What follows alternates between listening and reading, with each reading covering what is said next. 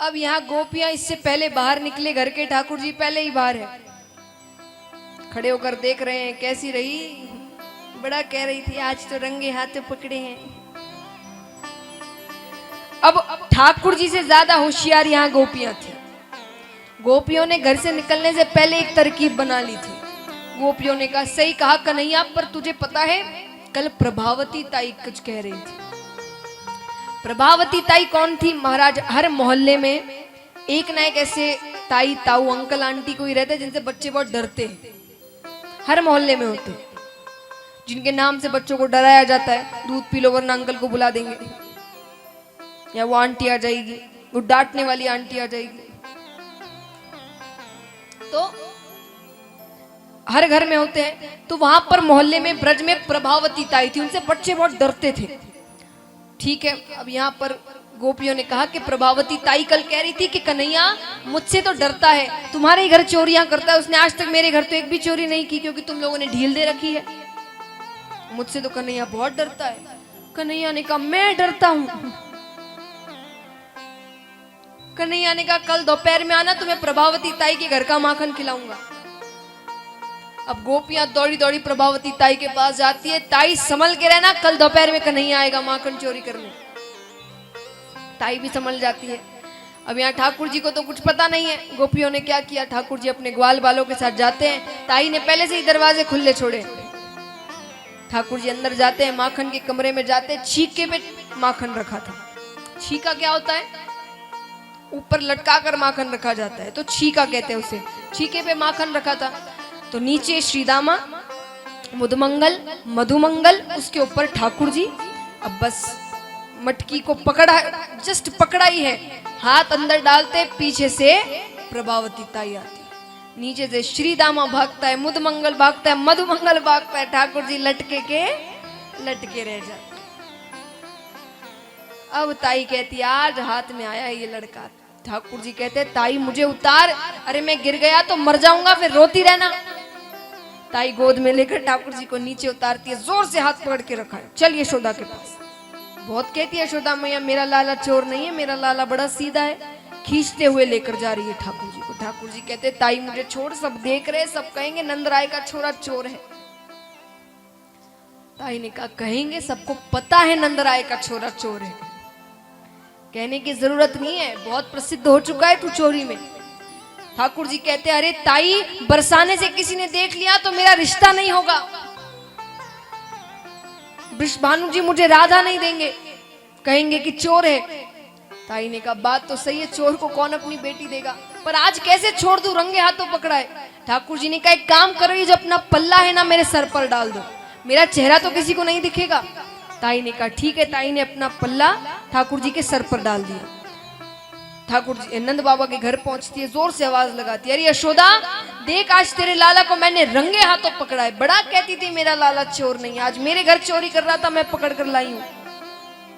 यशोदा मैया कहती क्या कह रही हो ताई, मेरा लाला अंदर सो रहा है। ताई ने कहा सो रहा है तो आवाज लगाओ, बुलाओ, मैं भी देखती हूँ कहाँ सो रहा है। यशोदा मैया ने आवाज लगाई कन्हैया। यहाँ ठाकुर जी आंखें मसलते मसलते आ रहे, जैसे कितनी गहरी नींद से उन्होंने किसी ने उनको उठा दिया। हाँ मैया। ताई कहती है कन्हैया यहाँ है तो पल्ले के अंदर कौन है?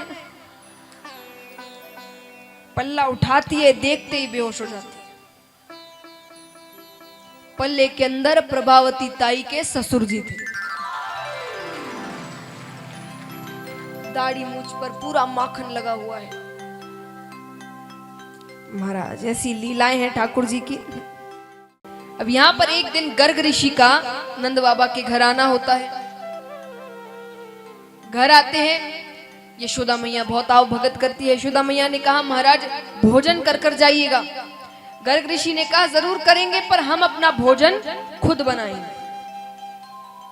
ठीक है, मैं सामग्री बता देता हूं, आप वो चीजें मंगा ले। उन्होंने खीर की सामग्री दी। किसकी सामग्री दी? जोर से कहिए। खीर की। तो खीर की सामग्री दी। यशोदा मैया ने सारी चीजें मंगवा ली। चौकी को साफ कर दिया गया। वो गए, उन्होंने खीर बनाई, पात्र में खीर को डाला, मंदिर में आते हैं, नेत्र बंद कर कर कहते हैं, हे परमपिता परमेश्वर आरोगो भगवान आरो। बगल के कमरे में ठाकुर जी बैठे थे। ठाकुर जी बलराम जी को कहते हैं कि भैया मुझे लगता है गर्ग ऋषि मुझे बुला रहे हैं, जाना चाहिए। घुटने चल के ठाकुर जी जाते हैं, भोग लगा रहे हैं खीर का।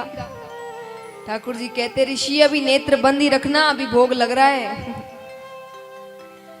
अचानक ऋषि के नेत्र खुलते हैं, ऋषि जोर से चिल्लाते, अरे यशोदा देख, तेरे लाला ने पूरा पात्र झूठा कर दिया। यशोदा मैया माफी मांगती है, ठाकुर जी को हटाती है वहां से। वापस से खीर की सामग्री मंगाई जाती है, वो फिर खीर बनाते हैं, फिर पात्र में डालते हैं, फिर मंदिर में जाते हैं, फिर कहते हैं, हे परमपिता परमेश्वर आरोगो भगवान आरोगो। फिर ठाकुर जी आते हैं, फिर आकर खीर खाने लगते हैं, फिर वो नेत्र खोलते हैं, फिर चिल्लाते हैं।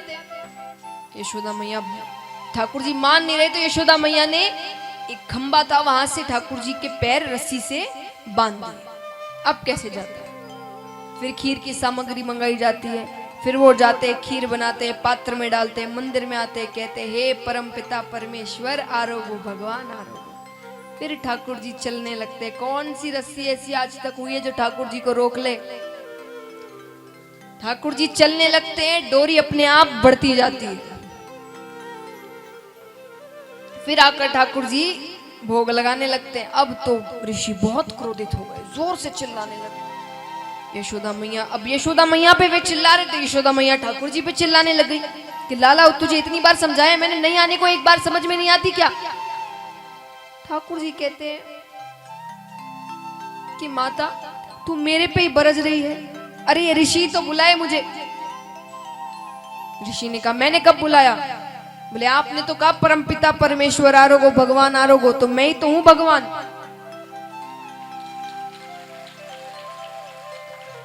यशोदा मैया ने कहा, तू कब से भगवान है क्यों? भगवान के तो 4 हाथ हुए। ठाकुर जी कहते, मैया तू बोल तो सरी, अभी हो जाऊं चतुर्भुज। यशोदा मैया कहती है, पता नहीं क्या कहता रहता है। अब मैया नहीं समझ रही, ऋषि तो सिद्ध है। उन्होंने कहा एक साधारण सा बालक ऐसी बातें नहीं करता। उन्होंने नेत्र बंद किए तो नेत्र बंद करते ही ठाकुर जी ने विराट रूप के दर्शन दिए। महाराज बोलिए लक्ष्मी नारायण भगवान की। अब वो दर्शन करते ही ना इधर देखा ना उधर देखा, वो पात्र में जो थोड़ी सी झूठी खीर बची थी, ऋषि दोनों हाथों से उसे खाने लगे। यशोदा मैया कहती है, अब ऋषि को भी क्या हो गया पता नहीं। वो तो चले जाते हैं।